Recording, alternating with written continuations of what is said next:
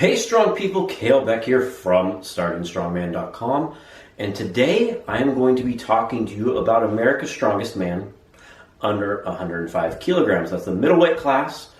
I think the most athletic strongman in strongman, the most impressive athletes to me, the guys doing 231 pounds, most that weigh in the 220 to 240, 50 range, and they cut to 231. It's the deepest class at all strongman events pretty much in America. Not sure about the rest of the world. It's just a good general size, and I don't think it gets enough credit. And I know a lot of you are used to World's Strongest Man, which is everybody. It's the top, the strongest people in the world. But the weight classes deserve attention. The women's side deserves attention, and I try to do my little part to bring highlight to just as deserving athletes as the Hafthors, the Brian Shaws of the world, etc. Some of you may know them, but hopefully you learn a little bit. And if you hate looking at my face and hearing my voice, go to StartingStrongman.com to read with your eyes and not your ears the write-up for America's Strongest Man 105 Kilo. This is a Strongman Corporation event. The live stream is going to be on Strongman Corporation's Facebook page. Follow me at Let Kalle Lift and at Starting Strongman to get, and I'll share all those events and other things that pop up throughout the weekend as I can.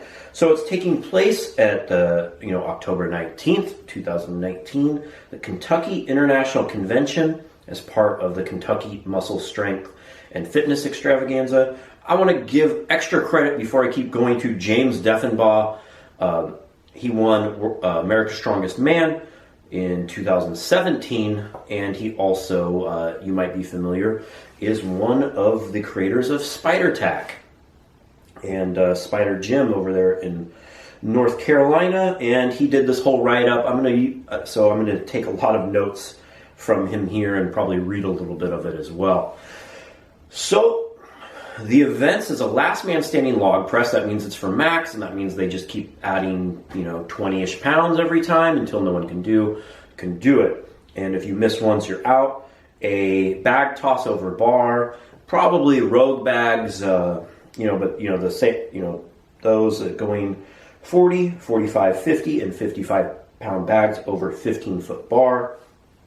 A max 18-inch deadlift, which will be a deadlift bar with calibrated plates. So you will get extra whip from the deadlift bar, but if they're using calibrated plates, they're going to be in a little bit more compared to thicker plates, so it won't be as much. And if they're using calibrated plates, I would assume that's going to be off blocks and not just an apparatus. I would rather it's something like tires, but we'll wait to see the actual implement before I make any judgment on that, and I'll do that in my wrap-up show, which should be up Monday or Tuesday, so be sure to subscribe. Then a yoke into a farmer's walk. That's a 900-pound yoke into a 325-pound per hand farmer's carry. Remember, these athletes are weighing about 231 pounds, so the strength to body weight ratio is the best in the world. Stone over bar for reps, 380-pound stone over a 52-inch bar. So what's that? That's 170-ish, 75 or so kilos. You can correct my math there. So yeah, that's also usually what you'd see like as a last stone in a series at a 105 kilo strongman event being done for reps. That's super heavy and hard. This is a very heavy show. I like the mix of events. You have two maxes for all of you static fans out there. A world record in the log press, I'm going to say, is unlikely because I think that's around the 420-ish pound mark, held by Rob Kearney before he became Rob Kearney. An 18-inch deadlift record for the 105s, I say, will happen. Not entirely sure what the record on that is. I know Eddie Hall did 536 kilos worth of his own books. As a heavyweight, he does not weigh 105 kilograms, trust me. I have to do a little bit of research into that, but I assume it's somewhere around the 1,000-pound-ish mark, maybe a little under for a max 18-inch deadlift. So that means the bar height is at 18-inch, which means it would be about here for me. So on to the competitors. We have Terry Rady. He won World's Strongest Man 90 kilo in 2016 in the Arnold Amateur Strongman World Championship 2018. He was a runner-up to Sean DeMarinis last year at America's Strongest Man. James Deffenbaugh. 2017 America's Strongest Man. He won Amateur Nationals in 2014. Nicholas Camby. He was third place America's Strongest Man last year, and second place 2017 at World's Strongest Man under 105 kilo. I'm not going to keep saying under 105 kilograms. You get it. That's who it is. Anthony Thurman, World's Strongest Man last year, runner-up to James Deffenbaugh at America's Strongest Man in 2017. Matt Moeller, 2017 amateur champion, fourth place last year at America's. Nate Bolin, Dallas, won his pro card at the Dallas Pro-Am 2018, fifth place last year. Aaron West, one of the old school 105 kilogram lifters, one of probably the best, or at least one of the best live announcers in Strongman. You can see him at the official Strongman games. He won Amateur Nationals in 2011. Tom Mutafis, making his fourth appearance. He was a Strongman Corporation National Champion at 200 class years and years ago. One of the people that I remember following when I was getting into the sport, because he was, a shorter, littler guy that was extremely strong and still is. So fun to see Tom back in the mix. Johnny Wasico, he's the grandfather of the 105 kilogram class. He won it, his pro card in Dallas Pro-Am in 2012, I think. Same show that Robert Oberst won his heavyweight pro card at, and I shit the bed in the lightweight class. But it's a very memorable day, and it was fun to, I was there when he won it. Six-time World's Strongest Man 105 kilogram finalist. Like I said, won the Dallas Europa in 2012. America's Strongest Master 2017. That's why they call him grandfather. Even though he's not that old, it seems like he's been around forever. Also used to make the great Big Dog Strong equipment. Adam Geiger, Strongman Corporation National Championship 2018, second place to get his pro card. Jesse Nelson, third place at Amateur Nationals last year to get his pro card. Luke Meredith got fourth at the Arnold Amateur Strongman World Championships this year to get his pro card. So he's, I believe, the newest, almost the newest pro. This would be the newest pro. Anthony Deal, he got third place at Strongman Corporation National Championships this year, and first place Beast of the Bluegrass Platinum Plus in this year as well to qualify for, I believe, the Arnold. So going through some of these events, we want to look at the people. It's to note, I think Terry Rady is the favorite going into this. He's just looking super strong. He's on his game.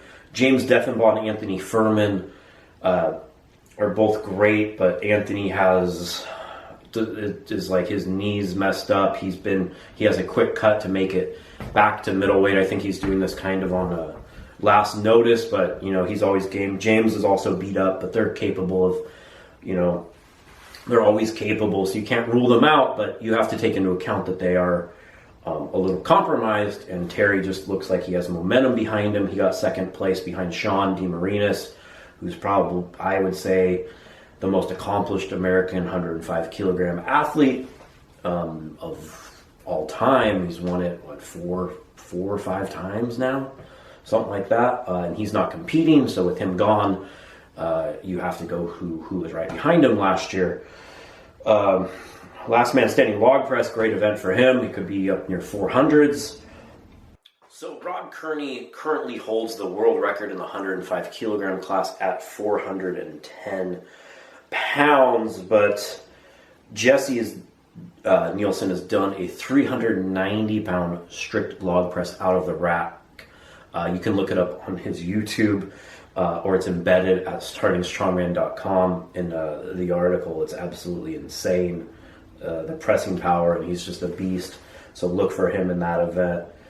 So between Jessie Terry, who's a has a great log press, and I also don't forget about Nicholas Camby, who has a phenomenal split jerk, so he could pull anything out of his hat at any time, and I wouldn't be surprised any number he puts up. They'll probably be gunning for that log press world record in the 105 kilogram class. Going on to the bag toss, I think it's a great event for Anthony Thurman, and also Johnny Wasiko is legendarily good at throwing events in strongman. He's hit some big weights, and James Deffenbaugh has also hit 56 pounds over 16 foot.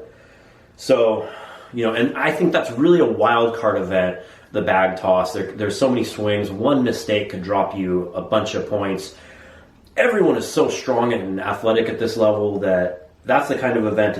We kind of know where people's deadlifts are going to line up. We know where their log presses are going to line up for the most part, and how we just don't know the exact numbers. There might be a couple placings here or there, but there's people that struggle with those events, and we know they're going to place, or at least assume they're going to place towards the bottom or towards the top. But the bag toss, things like that are complete wild card events, and remember, they count for as many points as a world record log press. If you win that, you get the same amount of points as you win the bag toss, and that's something that people need to put more emphasis on strongman. As you guys, the fans, remember, every event, even though it just doesn't seem as taxing as doing a max 18-inch deadlift or a max log press, the points are the same for each event. The 18-inch deadlift, I think, will have some great videos from the event. I would make sure to catch the live stream during that one. The number everyone wants to hit is around 1,000 pounds. I don't think Anthony Thurman needs his knee for this event, as the event should be close to his knee height to around his knee once you pull all of the slack out of the bar. Also, Terry Rady is very good at elevated pulls, and the thing people need to remember is sometimes the best deadlifter isn't always the best 18-inch deadlifter. It really changes the leverage. Myself, if there was ever an elevated height, I was much better compared to my competition when I was competing than the people that were good against the floor. Obviously, there's carryover. If you're good at pulling things, you're good at pulling things, but it is slightly different, and some people are more efficient. Even we could take an athlete like John Mutafis, who's on the shorter side for the class. He might have an advantage. Nate Bowling is an excellent deadlifter as well, and I think it's going to be an exciting event, and I hope to see at least two, maybe three people pulling over 1,000, and hopefully a new world record once we find out what the old world record is. On to the 900-pound yoke, which is very heavy for the class, into the 325-pound farmer's walk. This is a tough event for reigning world's strongest man at 105 kilo. Anthony with no knee, recovering from the injury sustained at the Arnold Spain in the heavyweight class. Running a 900-pound yoke does not sound fun to me under those considerations. Nicholas Camby is absolutely fast with the yoke. According to James Deffenbaugh's write-up, Matt Moeller, who's also very fast with the yoke. I think Terry's up there. It's one of those events, and the thing when there's two, I love when they put two moving events as one, make it into a little medley to kind of separate the pack, so you're not getting just fractions of a second through like the top five in just a yoke. And what really ends up being the key in these events on who wins, I feel, is who is the fastest transitioning between implements, who moves from the yoke to the farmers and can set up very fast to go right back and just accelerate. Usually wins the event, and that's the key in that event. Then we go on to a 380-pound stone to 52-inch. That's crazy. It's going to be repped. Nicholas Camby hit 3 reps at 420 last year without tacky.